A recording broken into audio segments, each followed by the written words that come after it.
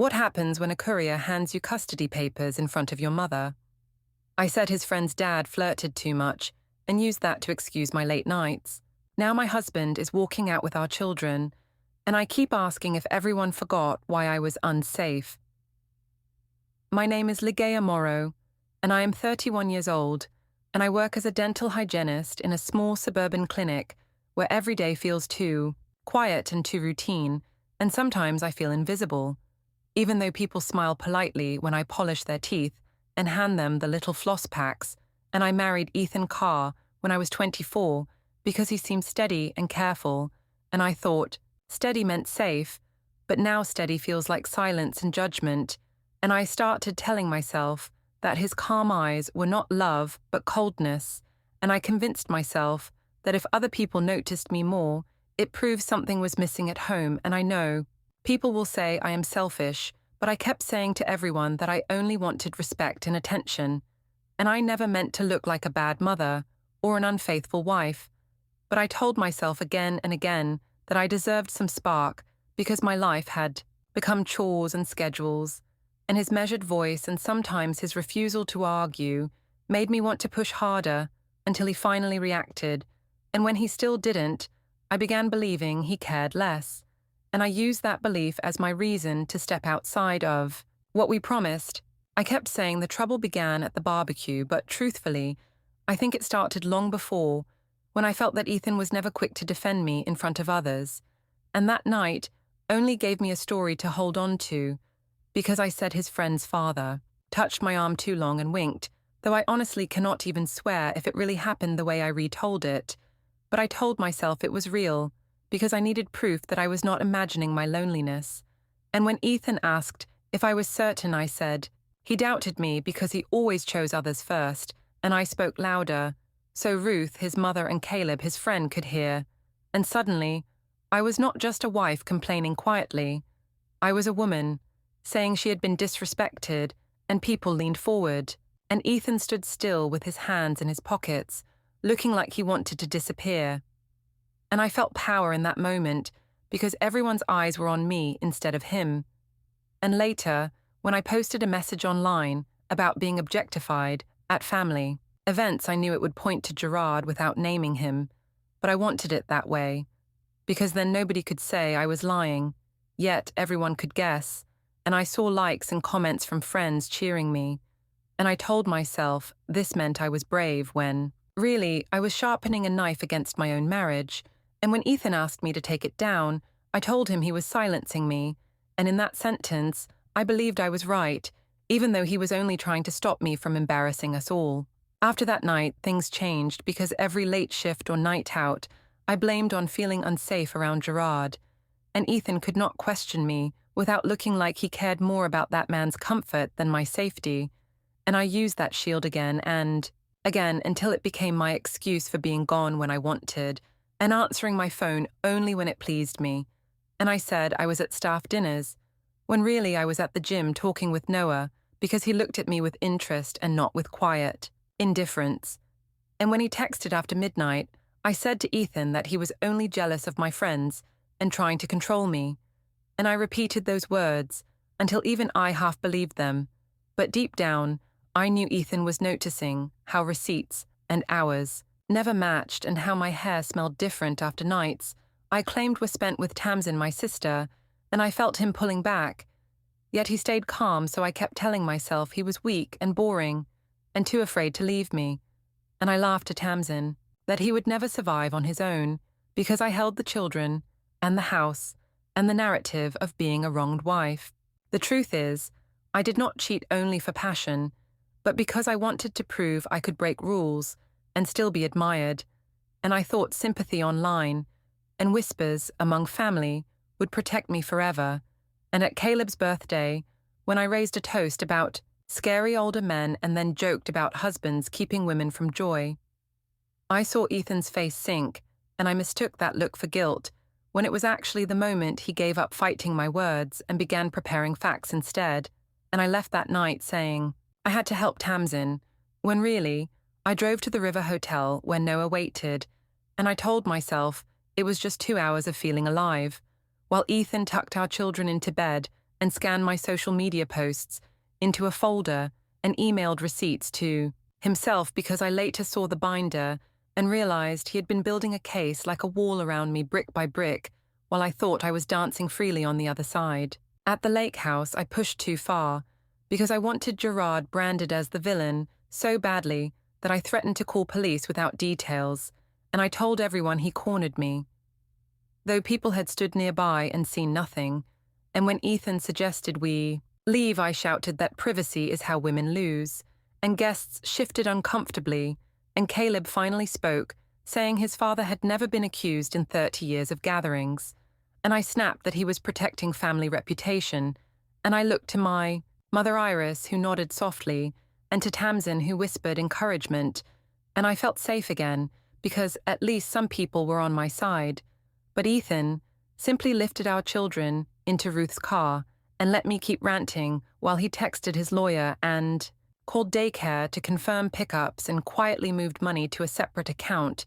And that same night, I went to see fireworks with Noah, thinking I had won the argument, while my husband was already arranging the beginning of the end. When the email came from Gerard's lawyer requesting retraction, I tried to tell myself it was bluff, but then the courier brought custody papers, and I realized Ethan had gathered everything. Doorbell camera showing me stepping into Noah's car receipts, from hotels aligned with gym key cards, even Ava's teacher noting tired mornings after my nights away, and suddenly, all my posts and jokes and speeches looked like cheap masks torn off in one motion, and yet I still told my mother this was cruelty and punishment because admitting anything else felt unbearable. And when Ethan sat across from me in the law office, with Ruth taking notes beside him, and presented a parenting plan, with exchanges at the police station, I wanted to scream, but the attorney only pointed at the binders and said the facts were clear, and Noah himself blocked me when I asked for help, and I stood alone saying coincidences happen, while the judge later looked at me without anger, just calm disappointment, and gave Ethan primary custody until things settled, and ordered me to retract my claims and not post again. And in that moment, I finally understood his silence had been louder than all my shouting. I told myself I could fix everything if I just explained how I felt, but nobody seemed to want feelings anymore because Ethan only placed folders on the table, and the attorney only asked dates and times, and when I tried to say that I was anxious, around Gerard, they asked why the dates matched hotel receipts with Noah's initials,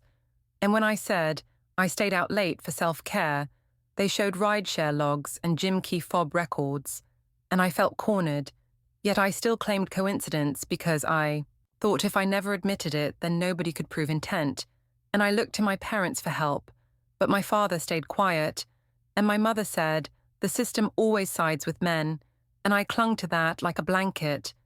even though I could see the truth was simpler, because Ethan had evidence and I only had excuses, and I began realizing how much stronger he looked now, that he was calm and organized, and how small I seemed when I tried to twist everything into a story about safety. At home afterward, Ethan moved the children's toothbrushes and pajamas into Ruth's guest bathroom and left me with printed schedules that listed school pickups, bedtime routines, and exchange points,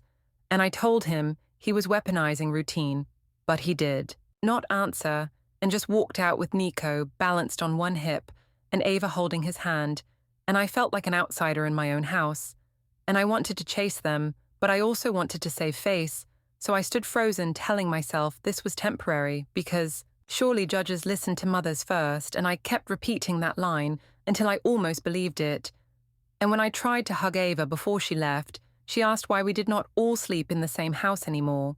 and her words cut sharper than Ethan's silence, because it made me realize the children saw the divide and could feel the cold air growing between us. The hearing day arrived faster than I expected, and the courthouse smelled of paper and disinfectant, and I sat there shaking while Ethan calmly handed binders across the table. And the judge asked questions in a voice that never rose, and I kept speaking about how silenced I felt and how women's voices were ignored, and the judge said evidence was not silence, and I felt my throat burn because my usual lines did not work here, and Ethan read off times and dates without a single insult while Ruth sat straight behind him with Ava's book on her lap, and Nico curled against her shoulder, and Caleb submitted a sworn statement from Gerard with letters from 2 witnesses who stood near me that first night at the barbecue, and both said, Gerard never touched me and left early, and my stomach dropped, because even strangers I barely noticed had clearer memories than the story I told 100 times. And my sister Tamsin texted that I should accuse the entire circle of conspiring. But I felt the judge's eyes on me, and I knew another wild claim could ruin everything faster. The ruling felt like a hammer without sound, because the judge simply said Ethan would hold temporary primary custody, and I would have set days with exchanges in a public lot, and neither of us could post about the case, and I had 72 hours to issue a written retraction about Gerard, and I was not to introduce unrelated adults to the children during proceedings, and the financial account was paused, and I felt my legs stiffen as if the floor had vanished beneath me, and Ethan only nodded and thanked the court and then bent down to tie Ava's shoe and pick up Nico. And I hated him in that second for being calm, because calm made him look noble, while I sat there blotting tears with crumpled tissues, and when we stepped outside, Ruth buckled the children into her car, while Ethan closed the door gently and looked at me once without saying anything, and then turned away, and my throat ached with words I could not shout because they would sound hollow now that facts had been laid bare. Walking back to my car, I told myself again this was a phase, and that judges sometimes reconsider, and that Ethan was using paperwork like a weapon. But inside, I knew I had lost more than papers, because his silence had become louder than all the times I raised my voice, and I wondered how long people would remember my posts and jokes, and whether deleting them would erase the stain. But I knew screenshots existed, and witnesses had spoken, and Noah had disappeared, and even my parents looked uneasy now, when I insisted I had only sought safety, and I felt the ground shifting under me as if every step forward was into thinner air, and I clutched my bag tightly because it was the only thing left I could control, while Ethan walked away carrying everything that truly mattered. I drove home after the courthouse, and the house felt strangely hollow because the children's shoes were missing from the hallway, and their laughter did not echo through the rooms, and every corner looked staged like a place waiting for strangers instead of family, and I told myself this was just temporary, but my chest knew otherwise, and I kept hearing the judge's voice saying primary custody, granted to Ethan, and I replayed every moment where I thought I was winning by being loud or dramatic, while he only collected dates and receipts, and I hated how simple his strategy was, because it required no speeches, only patience,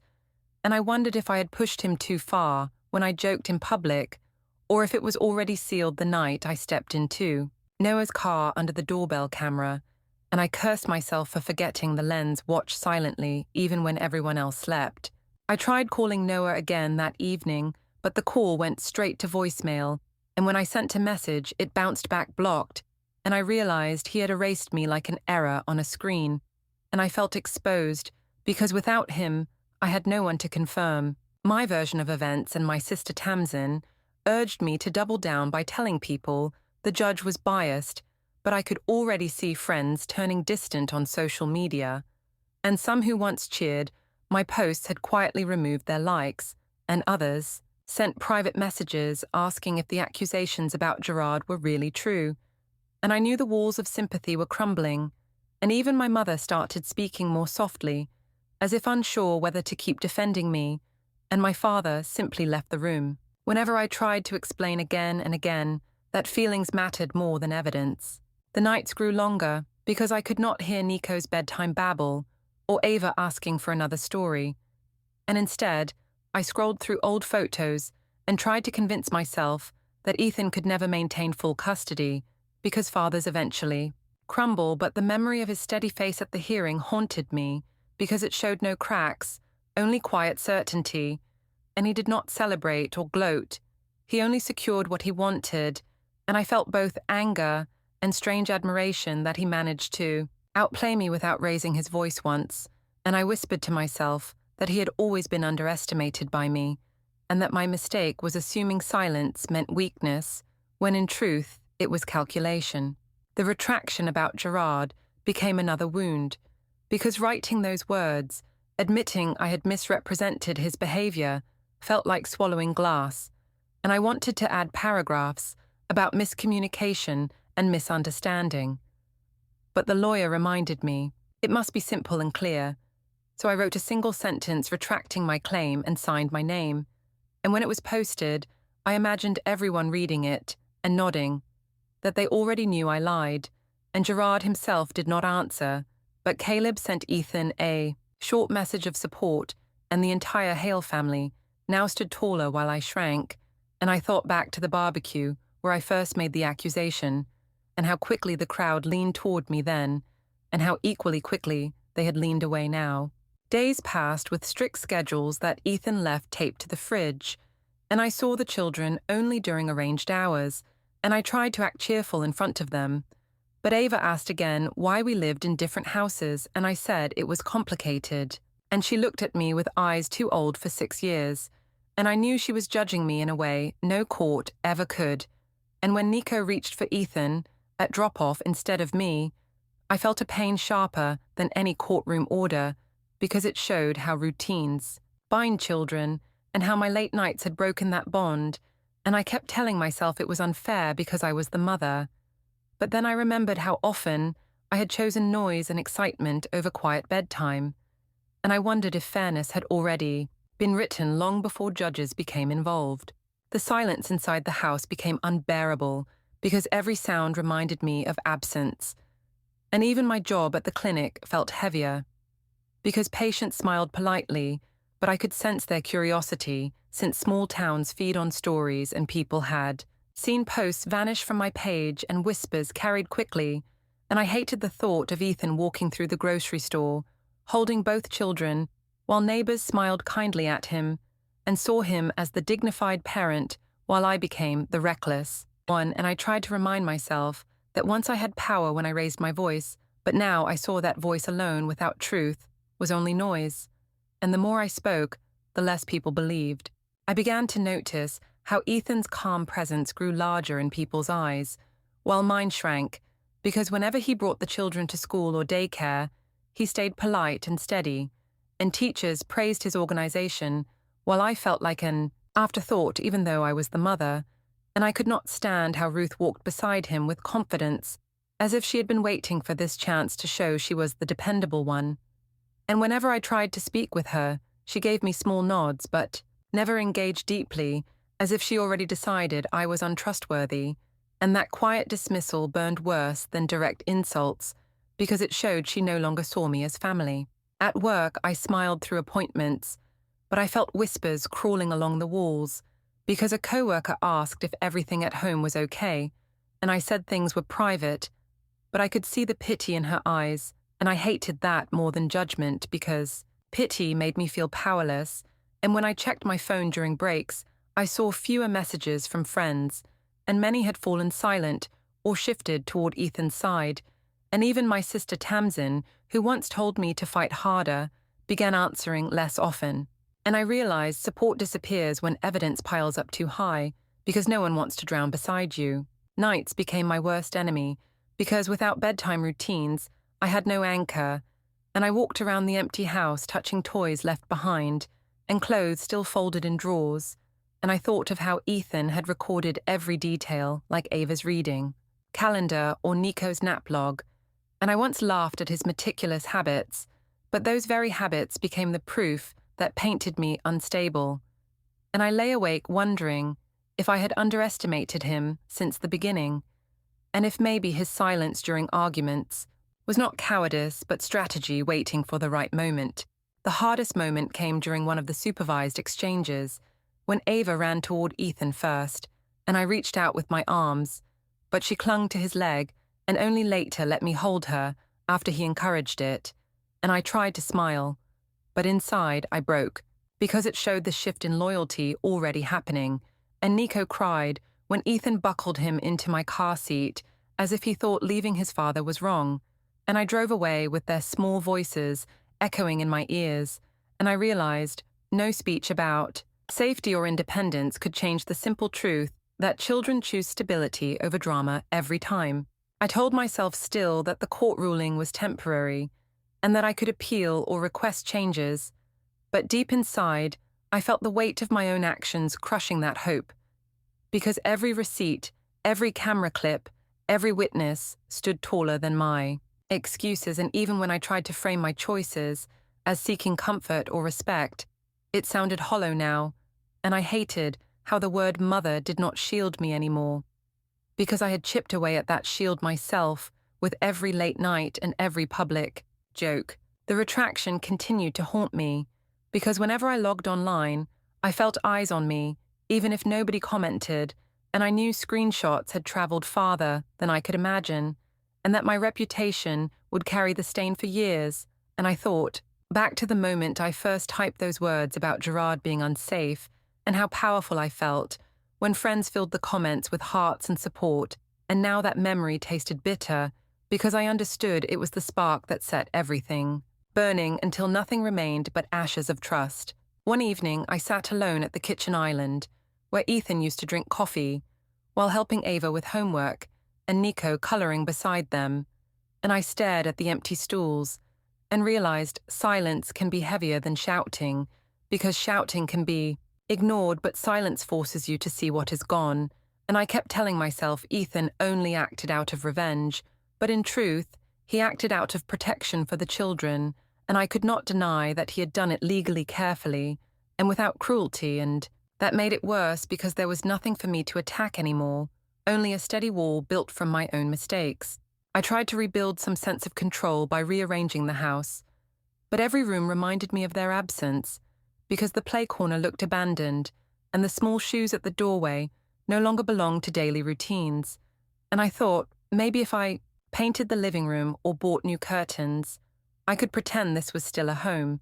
But the truth is, without the children, it felt like a shell, and every object was a reminder of choices I could not undo, and I sat for hours, scrolling through old photos where Ethan looked ordinary beside me, yet steady, while I posed with bright smiles that now felt staged, because behind those smiles, I was already searching for attention elsewhere. I kept convincing myself that I was punished unfairly, because I had not been dangerous, only careless, but the judge's words echoed whenever I tried to sleep,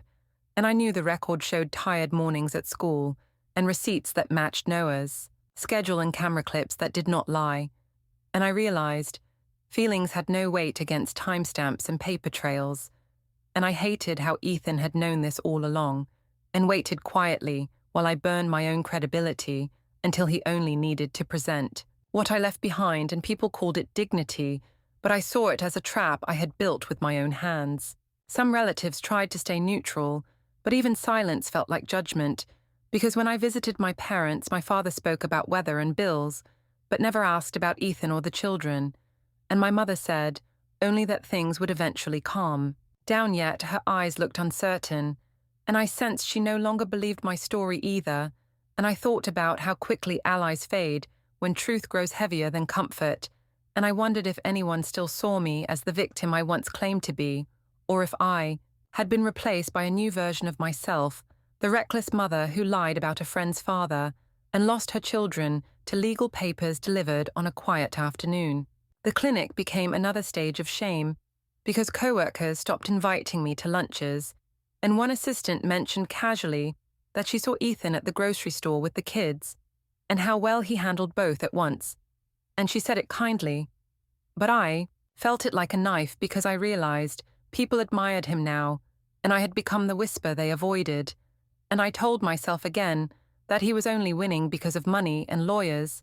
but deep inside, I knew he had simply chosen patience over pride, and that was stronger than all my noise. During one exchange at the police station lot, I handed over the children with my forced, cheerful tone, and watched Ethan buckle them in, and Ruth sitting calmly beside them with snacks ready, and I saw the small content smiles on their faces, and it felt like I was the intruder visiting their real family, and when I returned home, the silence pressed on my chest until I thought I might break, and I wanted to message Noah just to feel remembered, but his number stayed blocked and every attempt returned. failed, and I finally admitted even he wanted no part in the wreckage I created. The nights I once spent chasing excitement now stretched endlessly, with only shadows and regret,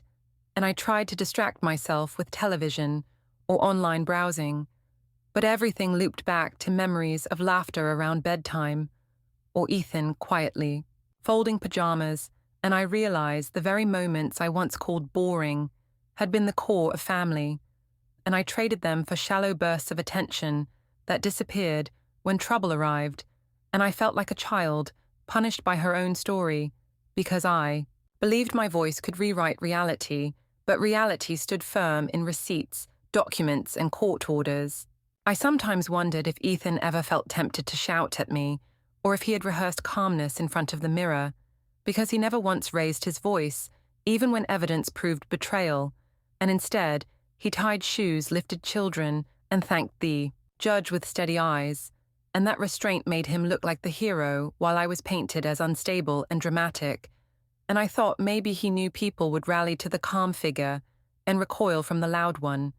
and I realized, too late, that silence can be a weapon sharper than any accusation. I kept telling myself this was only a temporary storm, but weeks turned into months, and the schedules never changed, and Ethan's calm grip on routine only grew stronger, while my hold slipped further each day, and I hated how even small details like Ava's drawings or Nico's bedtime songs now belonged to his household instead of mine. And when friends asked how I was doing, I smiled and said fine, though inside I burned with envy, knowing they probably already heard Ethan's version and respected him for handling things quietly. I tried drafting long messages to defend myself, but deleted them because I knew nobody believed my words anymore, and screenshots lived longer than apologies. And I sat alone many nights staring at the door, half expecting them to return, but the only sound was silence pressing harder and harder, and I finally admitted that Ethan had not taken revenge with cruelty, but with patience and order, and I had walked directly into it, thinking I was untouchable when all along I was only digging my own grave, one careless excuse at a time. Don't forget to hit like, subscribe, and turn on the bell so you don't miss the next story. Write in the comments from which city are you watching. Ching, ching, ching, ching, ching, ching.